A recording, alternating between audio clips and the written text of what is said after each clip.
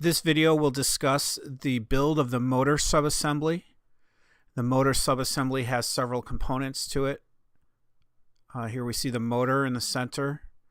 The motor fits into a bracket, and this bracket will mount to our swing arm.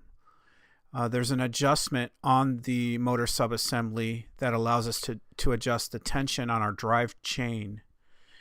And this subassembly will mount to the swing arm with 4 brackets. Once it's installed into the brackets, the motor will also have a drive sprocket that we'll put on the shaft. A couple components to this are the keyway and the key on the shaft to hold the drive sprocket, and some set screws that hold the drive sprocket into place on the motor shaft.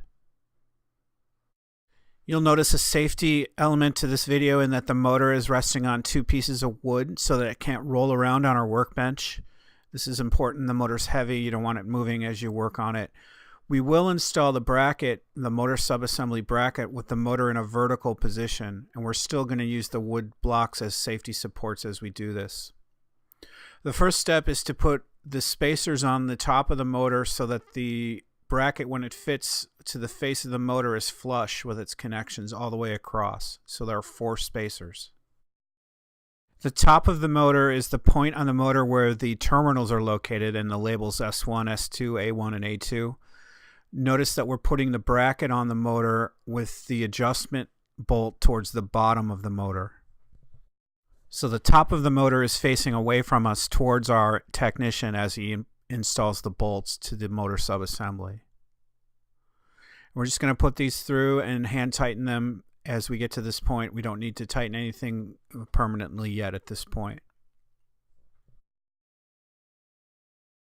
You'll notice that these bolts fit through slots, and you can see the frame move a little bit there. The slots allow the motor to be adjusted when it's in the vehicle to allow us to tension the chain with that adjusting bolt.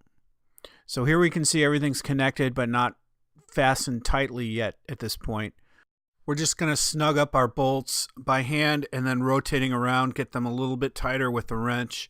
The motor will likely need to be adjusted so that the chain has the proper tension, so we don't want to lock everything firmly down into place yet at this point. We are going to move the subassembly around a little bit, so we don't want the motor loose and sloppy in there. Just tighten the bolts enough so that it won't move around as we manipulate the motor subassembly for some other assembly steps.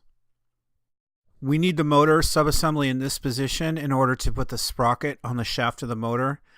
We're going to install the sprocket with the shaft side out, facing outwards, and the motor sprocket goes over the shaft with the key in place. It's easier to do it that way, and then we're going to adjust the set screws, tighten them down so that the shaft and the sprocket are connected together. And we'll take a look at this from another angle in a minute, but the shaft on the sprocket is facing outwards towards the end of the motor shaft. Here you can see it a little bit better. That extension on the sprocket is facing outwards towards the end of the motor shaft. When we put the subassembly onto the vehicle, it will mount to the swing arm with these brackets at the 4 points that we discussed earlier. These just bolt around the swing arm and connect the whole subassembly to the swing arm. And then we're going to make some adjustments when we put this subassembly onto the swing arm. We'll discuss those in another video, but the motor will move laterally side to side in order to line up the sprocket on the motor with the drive sprocket on the wheel, and then we'll put the chain on. So this completes our build of the motor subassembly before it goes into the vehicle.